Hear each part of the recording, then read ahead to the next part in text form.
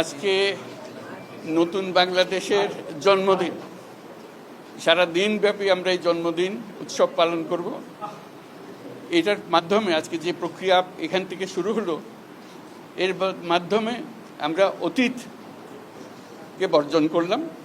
যেসব দুঃস্বপ্নময় অতীত ছিল সেই অংশ আমরা সম্পূর্ণরূপে বর্জন করলাম। আজকে থেকে আমরা প্রতিটি পদে নতুন বাংলাদেশ সৃষ্টি করার সুযোগ পেলাম। আজকে জন্মদিন পালন করি, আমরা সারাদিন ব্যাপী উৎসব করি, সবাই মিলে, জাতির সবাই মিলে উৎসব করি। এবং এটা নিশ্চিত হবে গণভোটটা দিয়ে। প্রার্থীর জন্য আমরা ভোট দিলাম, সেটা খুব গুরুত্বপূর্ণ, কিন্তু গণভোটটা খুবই গুরুত্বপূর্ণ। সারা বাংলাদেশ পাল্টে যাবে। তো সবাইকে আহ্বান জানাচ্ছি গণভোটে অংশ নেবার জন্য, যাতে করে আমরা নতুন বাংলাদেশ গড়ে তুলতে পারি। খুব ভালো লাগবে।